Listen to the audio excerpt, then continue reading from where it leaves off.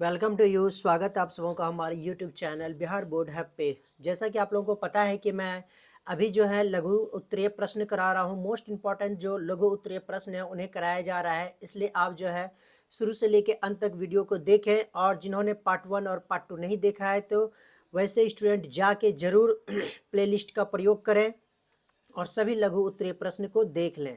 तो चलिए आज का हम लोग सेशन स्टार्ट करने वाले हैं। आज के सेशन में हम लोग देखेंगे कि कौन कौन से महत्वपूर्ण लघु उत्तरीय प्रश्न हैं। चलिए देखते हैं। पहला क्वेश्चन है कोयले के विभिन्न प्रकार के नाम बताने के लिए कहा गया है। कोयले के 4 प्रकार हैं, जैसा सबको पता होगा। एंथ्रासाइट है, बिटुमिनस है, लिग्नाइट है और पीट है। तो एंथ्रासाइट की बात की जाए तो यहाँ पे ये जो है सर्वोच्च कोटि का कोयला होता है और इसमें 90% देखिए 90% जो है कार्बन की मात्रा पाई जाती है। वहीं अगर बिटुमिनस की बात की जाए तो यहाँ पे 70 से लेकर 90% कार्बन की मात्रा पाई जाती है। अगर लिग्नाइट की बात की जाए तो यहाँ पे ये निम्न कोटि का कोयला आ जाता है, क्योंकि इसमें कार्बन की जो मात्रा होती है 30 से 70% की होती है। वहीं अगर पीट की बात की जाए तो इसमें निम्न कोटि सबसे अगर निम्न है तो वो है आपका पीट, क्योंकि इसमें कार्बन की जो मात्रा होती है मात्र 30% से भी कम होती है, इसलिए ये जो है कि सबसे निम्न कोटि के अंतर्गत रखा गया है। चलिए नेक्स्ट क्वेश्चन से देखते हैं। नेक्स्ट क्वेश्चन है परंपरागत एवं गैर परंपरागत ऊर्जा में अंतर बताएं। तो इसके अंतर को हम लोग देखते हैं। कहता है क्या वैसा ऊर्जा जो कि क्या है लंबे समय से प्रयोग में आ रहा है, ओके, लेकिन ये क्या है सीमित मात्रा में उपलब्ध होता है। सीमित मात्रा में इसलिए उपलब्ध होता है क्योंकि ये जितने भी हैं स्रोत ये सभी अनवीकरणीय हैं, मतलब इसे पुनः प्राप्त नहीं किया जा सकता। अगर किया भी जाए तो काफी लंबा समय, लाखों करोड़ों वर्ष लग जाते हैं, इसलिए इसको परंपरागत ऊर्जा के स्रोत में रखा गया है। जैसे आप ले सकते हैं कोयले को, पेट्रोलियम को और प्राकृतिक गैस को।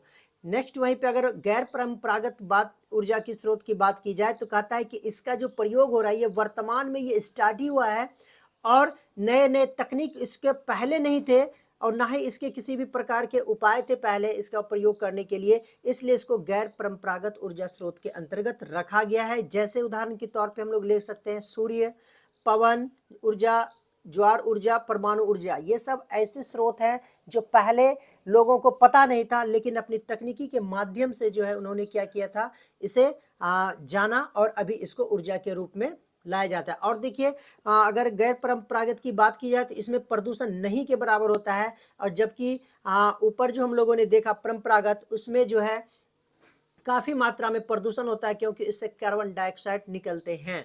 चलिए नेक्स्ट क्वेश्चन से देखते हैं सौर ऊर्जा का उत्पादन कैसे होता है।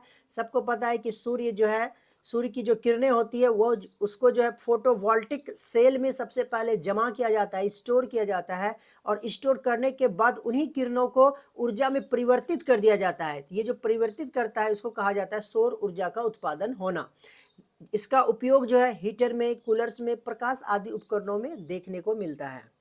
नेक्स्ट है पेट्रोलियम से किन किन वस्तुओं का निर्माण होता है। तो देखिए इससे जो निर्माण होते हैं वह है गैसोलीन, डीजल, किरासन तेल, ग्रीस, पेट्रोल, कीटनाशक एवं अन्य दवाइयाँ, साबुन और कृत्रिम रेशा का निर्माण किया जाता है पेट्रोलियम के माध्यम से। नेक्स्ट है परमाणु शक्ति किन किन खनिजों से प्राप्त होता है, ये यहाँ पे बताया गया है। तो ये इल्मेनाइट खनिज का खनिजों से प्राप्त होता है। वेनेडियम, एंटीमनी, ग्रेफाइट, यूरेनियम और मोनाजाइट आदि चीज़ों से जो है क्या प्राप्त की जाती है, परमाणु शक्ति प्राप्त की जाती है। ओके, ये सब उनके खनिज के नाम है।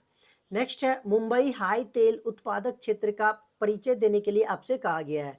देखिए ये जो क्षेत्र है आपको मुंबई के तट के पास से लगभग 176 किलोमीटर दूर जाइएगा आप, कब किस दिशा में, उत्तर पश्चिम की दिशा में, और जहाँ पे अरब सागर स्थित है वहाँ पे ये मुंबई हाई तेल आपको क्षेत्र मिल जाएंगे। और ये जो तेल खोजने का जो कार्य शुरू किया गया था इस जगह पे, ये 1975 ईस्वी से किया गया था।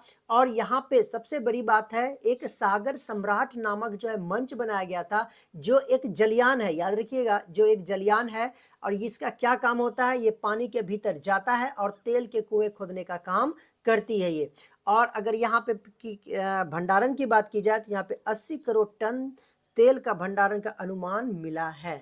नेक्स्ट क्वेश्चन देखते हैं गोंडवाना समूह के क्षेत्रों के नाम पूछा गया आपसे। ये क्षेत्र कौन कौन से हैं, प्रमुख क्षेत्र हैं गोंडवाना समूह के, पहला है दामोदर घाटी, सोन घाटी, महानदी घाटी और वर्धा गोदावरी घाटी है। नेक्स्ट चलते हैं हम लोग, हरित क्रांति से आप क्या समझते हैं, ये पूछा गया है। देखिए मोस्ट इंपॉर्टेंट क्वेश्चंस है, काफ़ी बार ये पूछे भी गए हैं और लोगों को इसकी जानकारी भी होनी बहुत जरूरी है, खास करके स्टूडेंट को। तो देखिए ये जो है हरित क्रांति जो है कृषि से संबंधित है ये क्रांति, क्योंकि फसल के उत्पादन जो है कि भारत में नहीं होती थी, लेकिन यहाँ पे उन्नत बीज, अच्छे रसायनों का प्रयोग, उर्वरकों का प्रयोग, कीटनाशकों का प्रयोग और सिंचाई के साधनों को अपनाने के साथ साथ यहाँ पे कृषि के क्षेत्र में तकनीकी पे जबरदस्त तरीके से जोर दिया गया था और इसमें अधिक क्रांति भी देखने के लिए मिली थी, मतलब परिवर्तन काफ़ी हुआ था इससे, इसलिए इस क्षेत्र में यह क्रांति जो है हरित क्रांति के नाम से जाना जाता है। नेक्स्ट है, भारत के किन्हीं दो रोपण फसल के नाम पूछा गया है, तो मैंने इसमें दो से ज़्यादा भी लिख दिया है, लेकिन आपको दो ही आंसर करनी है। तो चाय, कॉफ़ी, केला, रबर, गन्ना, इनमें से आप कोई भी दो रोपण फसल का नाम लिख सकते हैं। नेक्स्ट क्वेश्चन है, भारत के दो नगदी एवं रेशेदार फसलों के नाम पूछा गया है।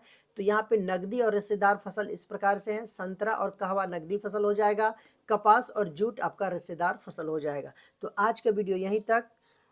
अपने दोस्तों में भी वीडियो को शेयर करें, लाइक करें, कमेंट करें।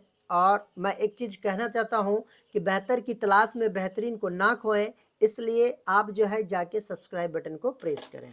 धन्यवाद।